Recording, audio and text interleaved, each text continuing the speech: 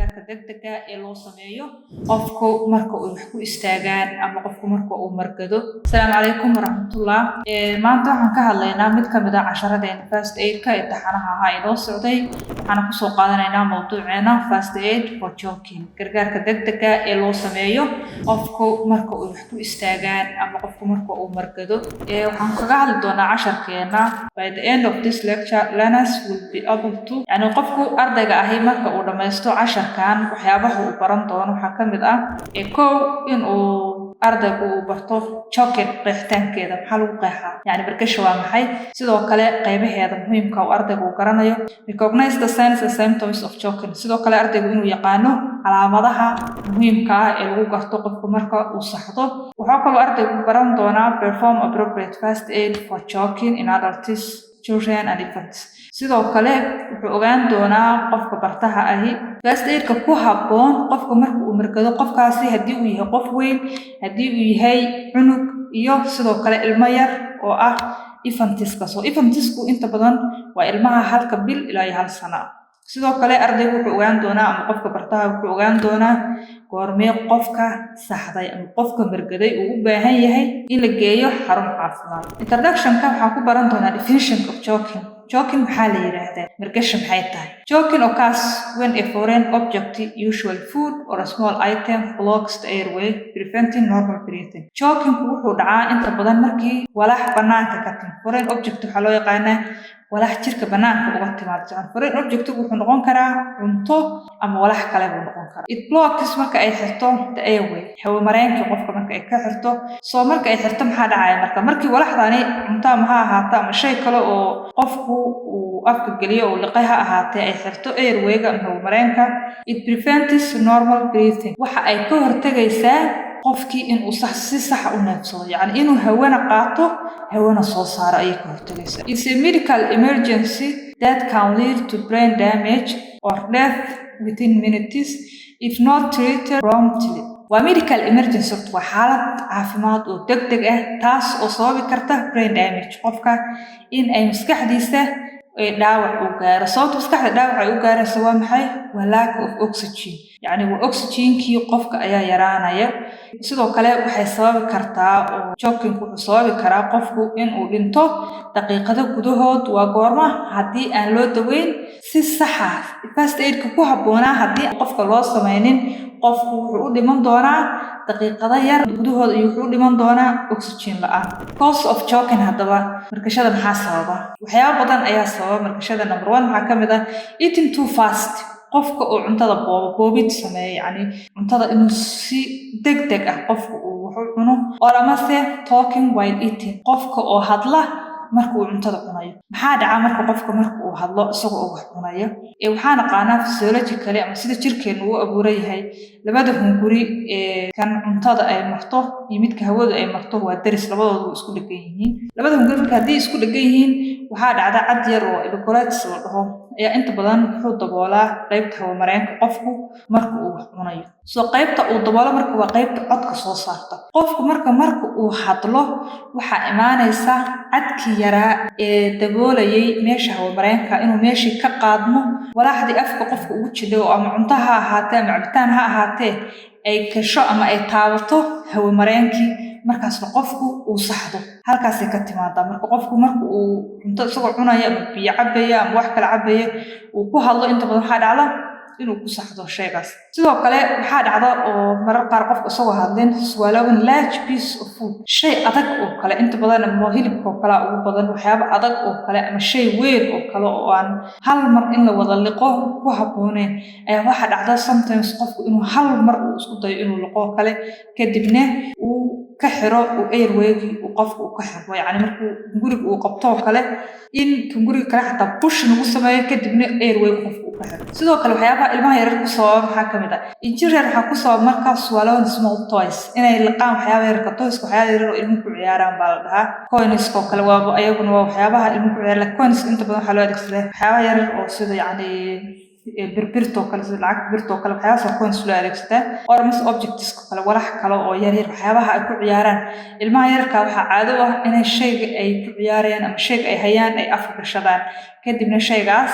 ay laqaan infants marka ilmaha yaryar ee u dhaxeeya 1 bil ilaa 1 sano waxyaabaha small items yaryar waxyaabaha yaryar ay ku ciyaaraan sidoo kale waxyaabaha ilmaha ku istaaga waxa ka mid ah ama hawmareen ka xira nuts wax loo yaqaano ama miraha adag sida miraha looska kale miraha sidoo kale candy waxa loo yaqaan nacnac kale waxyaabaha adag oo ilmuhu ay cunaan sida nacnac kale iyo waxa kamid ah iyo sidoo kale waxyaabahaas kale waxa ka mid milk aspiration oo kale milk aspiration waxa la dhahaa caanuhu ama shayga cabitaanka ilmaha yar la siinaya inuu galo qaybta hawmareenka haddaba signs and symptoms of choking calaamadaha lagu garto qofka marka uu margado maxay yihiin inta aanan calaamadaha arag calaamaduhu waxay ku xiran yihiin haddaba margashada nooca ay tahay margashada markii halkaan oo kale la joogo waxa loo kala qaadaa laba qaybood waa mild obstruction oo ah margasho sahlan iyo severe obstruction oo ah margasho daran mid daran oo xaaladeedu ay daran tahay iyo mid sahlan haddaba tan sahlan qofku kan kaf uu qufuci karaa oo speak uu hadli karaa kafinku marka ama qufucu marka qofka uu saxdo inta badan calaamad inta badan aragno wuxuu ka turjumayaa yani waa reflex ama response uu jirkeenu sameeyo oo uu rabo waxa foreign body-ga halka taabatay inuu banaanka u soo saaro sidoo kale qofkani mild obstruction haduu yahay attempts to breathe waa qof isku day kara inuu neefsado waa qof neefsan kara bay ka dhigantahay calaamada kale oo lagu garto qofku marka uu wax ku istaagaan ama uu margado waa maxay may grasp throat universal sign baa loo yaqaan inta badan qofku wuxuu qabtaa oo grasping sameeyaa throat-ka ama dhuunta cunaha calaamadaas marka waxa loo yaqaanaa universal sign waa calaamad caan ah waa calaamad ay caan ku yihiin qofku marka uu margado sidoo kale may resolve with coughing qofku markuu mild obstruction yahay obstruction-kiisu uu sahlay obstruction waa xirmasho يعني ميل wax sahlan so mild obstruction marka uu jiro oo xirmashada yani airway qofku ku xirmo mid sahlan uu yahay wuxuu qofku resolve ku sameyn karaa ama shaygaas uu ku soo bixi karaa with coughing asoo qufacay marka uu qufaco dhowr jeer ayaa shaygii uu soo bixi karaa oo banaanka imaan kara next severe obstruction uu ka duwan yahay kii hore ee mild obstruction ah number 2 horta qofku unable to speak or breathe qofku ma awoodo speaking inuu sameeyo ma inuu hadlo ma awoodo sidoo kale haddii hadalkii uu awoodinne waxa meesha inooga soo baxaysa breathing-kina inuu meesha ka baxay oo breathing-ka uu awoodin sidoo kale sometimes breathing hadduu qofku sameeyo wuxuu noqdaa noise yani sharqan qaylo ay la socoto sometimes wuxuu noqdaa silent attempts to breathe qofku silent noqdo yani qofku inuu neefsan waayo sinaba inuu qofku neefsan waayo skin tans blue oo loo yaqaano cyanosis skinka qofka ama maqaarka qofka inuu isu bedelo blue color inuu isu bedelo so blue color-kaasi waxay ka turjuntaa yani oxygen-tii qofka jirkiisa inay ku yartahay eragan terminology-gan waa erey caafimaad loo yaqaano cyanosis-ka yani oxygen-ta oo ku yaraata jirka ayaa loo yaqaanaa magaca yani waa calaamada color-ka soo baxaya yani color-ka jirka laga arkay ee blue ah ayaa cyanosis loo yaqaanaa marka waa calaamad la arki karo marka ay ku dhacdo qofka severe obstruction haddii qofkii xirmashada yani airway uu yahay mid daran calaamadan ayaa lagu arki karaa may become unconscious if not relieved sidoo kale qofku wuxuu noqon karaa wuxuu dhumin karaa ogaalka yani miyirka ayuu dhumin karaa haddii xaaladii aan meesha laga saarin haddaba waxaan soo gaarnay first aid-kan u sameynay gargaarka degdega ee ku habboon qofkaas saxday ama qofkaa wax ku istaageen muxuu yahay waxaan u kala qaadi doonaa adultiga dadka waaweyn iyo sidoo kale caruurta halka sano ka weyn waxaan marin doonaa hal qaab ayaa lagu sameyn doonaa sidoo kale caruurta yaryar ee u dhaxeeya 1 bil ilaa 1 sanana hal qaab baa lagu sameyn doonaa qaybta koowaad step 1 waxaan maraynaa first aid-ka dadka waaweyn iyo caruurta halka sano ka weyn yani caruurta halka sano ka weyn laga bilaabo ilaa qofku adult ka noqonayo same way ayaan u sameynaa koow horta step koowaad waxaan assessment qiimeyn baa sameynaa inaan qofka qiimeyno inaan xaaladda qiimeyno ask are you choking weydii ma saxatay maxaa kugu dhacay yani su'aal sidaas oo kale macnaheedu waa maxay if the person knows or cannot speak severe obstruction haddii marka qofka markaad ku tiraahday are you choking ma saxatay masaxasha waxbaa kugu istaagay oo dhaho haa macnaheedu waa maxay waa mild obstruction yani waa qof hadli kara waa qof neefsan kara laakiin hadduu ku dhaho qofka noodin uu sameeyo noodis waxaa dhahaa jawaabida madax yani qofku markuu madaxa ruxo kale oo maha uu dhaho kale oo madaxa gundiyo kale kaasaa noodis yani la dhahaa noodin ama can't speak qofku ma hadli karo waa severe obstruction waa calaamad ku tusinaysa obstruction-ka qofkan ama xirmashada airway uu xirmay in ay tahay mid daran step 2 marka goorma u gudbaysa encourage coughing yani qofka ku dhiirigeli inuu qufac ku dheh way macnaheedu waa goorma laakiin waa markii uu tii hore ka jawaabay laakiin hadduu tii dambe وكجواب واي وقفك نور إنه سميه كانت speak هاي كفي إنه ما سمعين كروي معناه صوتان هداك بولست قفك choking مرة تقول هذا مصح حتى وكجواب حالات هاي قفع if they can still breathe or talk هدي مرة قفك صحضي ولي hadli karo ولي ونفسن karo encourage them to keep coughing to clear the airway waxaad ku dhiirigelisaa oo qofka kula talisaa inuu qufaca sii wado inuu si fiican u soo qufaco si uu shaygaas uga soo baxo airwaygiisa ama hawo mareenkiisa uu soo step 3 back blows waxa la dhahaa loo sameeyo back blows waa maxay back blows waxa weeye waa in aad soo istaagtid dhabarka qofka aad ka soo istaagtid kadib qofka in yar aad qoray u foorarisid waxa sameynaysaa marka in aad dhabarka ka soo garaacdo ama aad ka soo samayso wax loo yaqaano back blows marka steps kana la baraa marka back blows kala sameynayo step 1 stand to the side and slightly behind the person waxa istaagaysaa bukaanka dhinaca baa ka istaagaysaa qofka bukaankaana inta badan waa in upright yahay yani waa qof taagan weeye marka saan kale u sameynaysid dhinaca baa ka istaagaysaa ama qofka gadaashiisa behind the person baa istaagaysaa qofka gadaashiisa istaagaysaa marka istaagtid maxaa sameynaysaa marka support their chest with one hand hal gacan oo gacmahaaga kamid ah ayaa qofka chestigiisa ku support gareynaysa aad ku taageeraysa yani gacantaada hoos ka soo marayso haddii shay kale aad haysto tusaale ahaan oo kale kursi oo kale guriga ku yaala meeshaas aad ku sameynaysa shay kale oo qofka chestigiisa aad ku support gareyso oo qofka markuu xoogaa soo forso support u noqdo haddaad haysatid gacantaada waa ka dhaafi kartaa laakiin haddaad haysan labadaada gacmood baa mid support uga dhigaysaa oo chestiga hoostiisa dhigaysaa tan kalena qofkan xoogaa yar buu isqaloocinaya kadibna waxaad sameynaysaa between the shoulders labada garab dhexdooda ayaad waxaa kusoo sameynaysaa inaad kasoo garaacday marka support their chest with one hand wuxuu ku dhaha qofkaa saxday ama qofka wax ku istaageen chestigiisii xabadkiisa waxaa ku taageeraysaa hal gacan ayaad ku qabanaysaa kadib gacanta kalena labada garab dhexdooda ayaad kasoo garaacaysaa number 3 wuxuu ku dhaha give up to 5 firm back blows between the shoulder blades with the heel of your hand waxaad sameynaysaa marka qofkii markaad supportkan u samaysaa supportka shay kale ku support garee ama gacantaada ku support garee whatever you have waxaad sameynaysaa marka inaad 5 jeer oo back blows aad kaga samaysid garaacid gacantaada aad ku soo garaacayso qofka inaad kaga samaysid between the shoulder blades inta u dhaxaysa labada garab ayaa kaga sameynaysaa with the heel of your hand heelka waxa loo yaqaanaa ciribta walaakiin ciribtu waa tee ciribta cagta ma waa ciribta gacanta yani gacanteena calaasha ama palmiga meesheeda يعني كسر بلاد على 10 ماشي كبلابته ayaa dhahaa ciribta gacanta yani farahan hore awood badan male marka halkaas ku soo garaacaysa qaabka u soo garaacaysan waa qaab hore camal ina u soo garaacaysid sidii yani shaygii uu u soo stepka afraad waxa la sameeyaa wax loo yaqaano abdominal thrust ama Heimlich Maneuver wax loo yaqaano soo maneuver kan waa maneuver ka u dambeeya waa step u dambeeya iyo qofkaas aad u sameynayso waxa laga yaabaa sometimes steps hore inaan soo gudubnay wax yar aan ku noqono marka asaas gareyso encourage coughing asmisa qof ka haduu meel dhihay mar qaarkood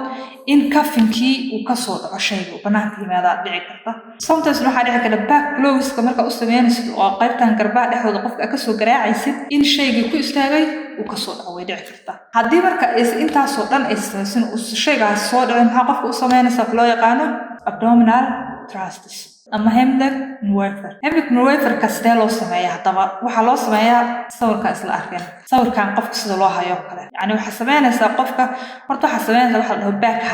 hacking ama yani habta oo naqaana yani qofka marka habka siin sidoo kale hore ka soo maraa laakiin hadda qof gadaal baa ka maraysa back hack marka sameeysid oo hacking gadaal ka soo siisid waxa sameynaysaa labada gacmood tan hoose labada gacmood mid hooseyso oo qofkan first aider-ka ah adeeg bixiyaha wuxuu sameynayaa fist baa ka dhigta sida feerko kala u duubanaysa marka u duubatid qofka bukaanka waxa gadaal ka taagantahay waxa sameynaysaa chestigiisa yani breastbone-ka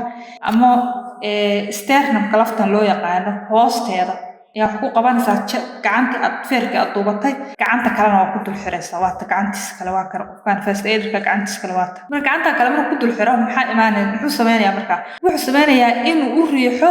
si inward waa maxay waa xaqiisa yani gabadhan xaqeeda inay qofka bukaanka ay u riixdo yani qofkan in xaq u riixdo waxa loo riixaa marka inward oo ah gudaha inay u riixdo isla markaasna upward wax yar oo kor sida inay u soo bixinaysa camal ah bay ku daraysaa marka soo riixida saas u sugan sidoo kale riixida maxaa laga rabaa riixida in waxa la xoogaa awood yarna ku darid head ka dhigtid sidoo kalena fast ka dhigtid وأد تجسد so من وين فركان مركا أم abdominal thrust exercise على so كو وحكنا step well stand behind the person of glasses استاك قلب كلار wrap your arms around their waist وحسمين ساعة wrapping واسكو حريد لبض كعمر كو قبو يعني arms كاغا أم كعمها around their waist marka ku qabatid gacantan oo meesha asaartid waxa sameynaysaa make a fist waxa loo yaqaan duubasho gacanta yani sida feerkii oo kale inaad duubatid and place it just above the navel waxa sameynaysaa xudunta meesha ka koraysa ayaad dhigaysaa markaas kuma jirto haddii ay hooyo uur la tahay gooni baa lagu sameynaya qodobka afraad wuxuu ku dhahay markaas waxa sameynaysaa grasping waa maxay waa ku dul qabashada gacanta kale yani grasp the fist with your other hand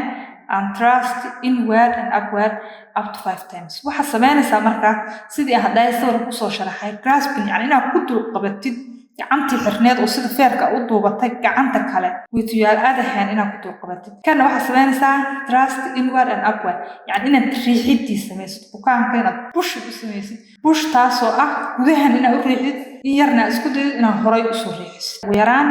5 times 5 jeer camal oo kale number 5 wuxuu ku dhahay marka alternate 5 back blows and 5 abdominal thrust until the object is expelled wuxuu ku dhahay marka waxa sameynaysaa 5 jeer oo back blows yani 5 jeer oo garaacid dhabarka ah yani bukaankan oo kale hadaa u adeegsano qofku marka halkaan oo kale waxaan dhahay markaan ka soo hadlaynay garaacid dhabarka ama back blowska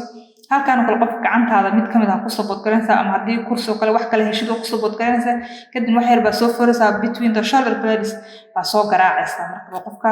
laga soo garaaco garaacidaasna ma ahan garaacida bukaanka dib ugu geysanayso so alternate 5 back blows waxa sameynaysaa inaad u kala badbadasho oo marka u samayso 5 jeer oo garaacidaba 5 abdominal thrust hadana u samayso riixidii aad riixaysay qaybta yani abdominka ama qaybta uu ku jirtay waa ilaa goorma saa sameynaysaa until the object is expelled ilaa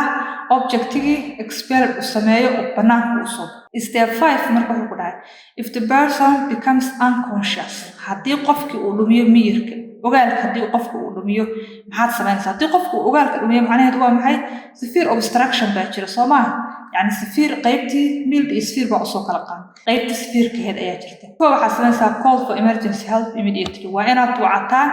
emergency help yani caawinaad degdeg ah waa inaad qodobka labaad markaad wactid intaad yani caawinaad sugaysid iskama sii taagnaanaysid waxaad sameynaysaa CPR qofka inaad u samaysid CPR muxuu kooban yahay marka wuxuu ka kooban yahay 30 jeer oo chest compression 30 jeer oo riixid oo 1 2 3 4 oo riixitaan ah iyo 2 rescue breaths waxa dhaho oo ah 2 jeer oo neefsiin ah neefsiintan marka kala duwan neefsiintan haddii amba baag ah haysto qof qalab haysto kala tahay amba baag ama qalabka hawada lagu siiyo bukaanka ku siinaysa haddii kalena waxa u sameynaysaa mouth to mouth breathing يعني إن هوا ده أسيست قف يعني أفك هوا كسيس each time before rescue breaths look into the mouth and remove visible object وحسبنا إذا مركب والبين تاع السنين يعني breath هوا ده السنين قفك نقص أنت السنين فين قفك أفك سجوده سه هدي إجرام وح موقضة أما object موقضة وحيابه هوا ده كحر قفك وحكم بده هدي إجرام أو موقضة visible waad ka soo saaraysaa laakiin wax aan muuqan oo gudaha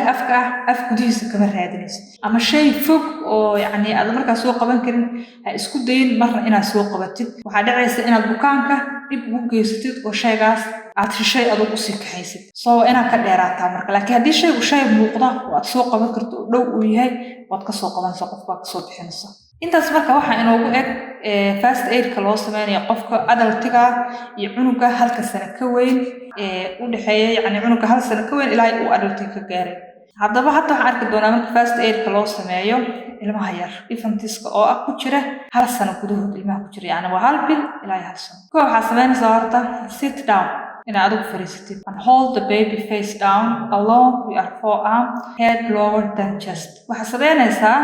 sawirkan aan wax yar sharaxo waa kana ama fariisanaysaa ama taagnaanaysaa haddii aad fariisato marka waxaa sameyn doontaa oo kale ama adoo hadda taagan oo kale sawirkan oo kale sidii uu gabadhan oo kale sameynayso waa in ilmaha yani aad soo foorisid adoo labadiisa lugood gacantaada meesha iskudan ama suxulka labada lugood midna xaggan ka marinay midna shay ka marin kadibna cunugaas u soo foorarisid soo haday qaabka dhahay hiilka lagu garaacaya ama gacanta ciribteeda waa meesha gabadha hadda adeegsanayso yani farahan hore gabadhu kuma garaacaysa xagee u garaacaysa qaybtaan garaacidana qaab hore ah ayaa loo soo garaacaya ee qaabka khaldan ee anaga aan u garaacno qofka halka tunka aan ka garaacno feerka ala dhacno ma aha qaab sax ma qaabka saxda ah waa sidaas waa in qaabka loo soo garaaco gacanta qaybteeda gadaalo ciribta aana lagu soo garaaco ilmaha yarka marka gacantan kala waa halkan ay ku support gareynaysaa yani halkan hoose ama qaybtan dhunta kaga support gareynaysaa ama waxa ku qaban kartaa qaybtan hoose oo deenka hoose yani garka cunuga garkiisa kala qaban kartaa steps-ka hadaba aan sharaxno marka soo ko waxa sameeyay sit down adigu yani inaad adoo taagan oo sameyn kara inaad fadhiisatid kadibna hold the baby face down cunuga inaad xoogaa soo foorisid face-kiisa inaad hoos eegsid along your forearm waxa la dhahaa gacanta qaybteeda forearm waa xagee waa qaybta yani halkan waa hand soo maaha halkaana waa forearm waa intaan halkan korana waa arm waa kan waa arm iyo forearm iyo hand soo qaybtan forearm-ka ayaa cunuga yar soo saaraysa marka forearm soo saartid waxaa sameynaysaa head lower than chest head madaxiisa ayaad ka hoos marinaysaa chestiga yani waxa koreeya chestiga xabadkii baa koreeya madaxiina hoos ku jira kadib maxaa sameynaysaa support the head and jaw waxaa support garanaysaa oo gacantaada kale ku support garanaysaa oo ku taageeraysaa ku qabanaysaa cunuga madaxiisa iyo daankiisa give 5 back blows between the shoulder blades waxaad u sameynaysaa marka 5 garaacid oo back blows dhabarka aad ka soo garaacaysid adoo ka garaacaya between the shoulder blades labada garab dhexdooda if object not expelled haddii walaxdii ilmaha ku istaagtay ama hawo mareenka ka xirtay awsan soo dhicin marka aad 5 back blows u sameysay ay banaanka u soo bixin maxaa sameynaysaa turn baby over yani cunuga gedi xagee u gedinaysaa sida caadi jeego oo kale gedi cad oo kale u gedi and give 5 chest thrusts waxaa sameynaysaa markaas 5 jeer oo chest thrust baa u sameynaysaa marka using marka waxaa isticmaalaysaa 2 fingers just below the nipple line meesha ka hooseysa ibta bristiga yani meesha ka hooseysa baa waxaad u sameynaysaa waxa loo yaqaano chestiga yani chestigiisa inaad riixdo kala sameynaysa riixtaan inaad sameynaysid oo kale chestiga cunuga inaad riixdo oo kale 5 chest thrust oo kale chest thrust waxa la dhahaa yani habkii qofka adultiga u riixaysa hab ka duwan weeyaan sawir ahaan inaguma jiro casharkeena laakiin YouTube ko kale waa ka arki kartaa sida loo sameeyo marka hore cunug uu fooraray oo madaxiisa hoos jir laakiin hadda caadi u soo gudbisay caadi marka u gudbida marka waxa imaanaysa inaad sameysid 5 jeer oo ah chest thrust adoo isticmaalaya 2 fingers laba farood kaliya adoo isticmaalaya inaad sameysid number 5 wuxuu ku dhahay repeat 5 back blows waxa sameynaysaa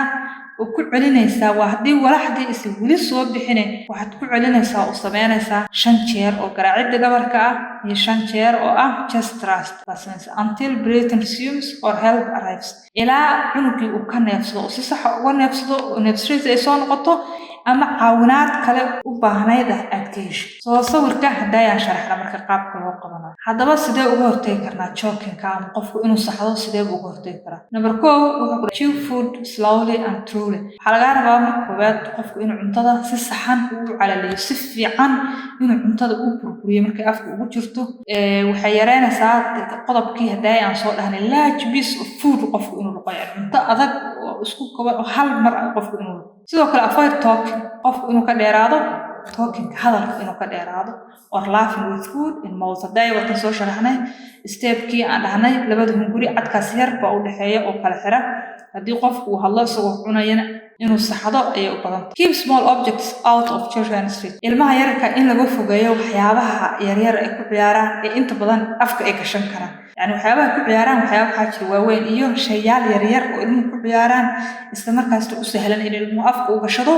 oo liqo kadibna uu istaago xiro airway uu ka xiro sidoo kale supervise in lagu sameeyo yani in la muraaqabeeyo in kor lagala socdo young children during meals ilmaha yaryar xilliga ay cuntada cunayaan in kor lagala socdo waxyaabaha cunayaan iyo waxay afka gashanayaan waxa la ogaado sidoo kale avoid giving hard candy or nuts to small children waa inaad ka fogaataa yani hasiinin camal bay ka dhiganta yani ka fogowda macnaheedu waa maxay hasiinin wax lagaaga digayo hasiinin waxyaabaha adag naxnaxa adag oo kale inuu marka yaryar yihiin oo kale haddii afka loo geliyo yani ma kala yaqaan cunug uu liqayo iyo sidoo kale miraha adag oo kale miraha looska oo kale mirayaasha yani adag hasiinin ilmaha siduuna u liqin isla markaasna usooga xirin airwayga. Haddaba goormaan geenaynaa qofkaas airway uu ka xirmay ama chokinka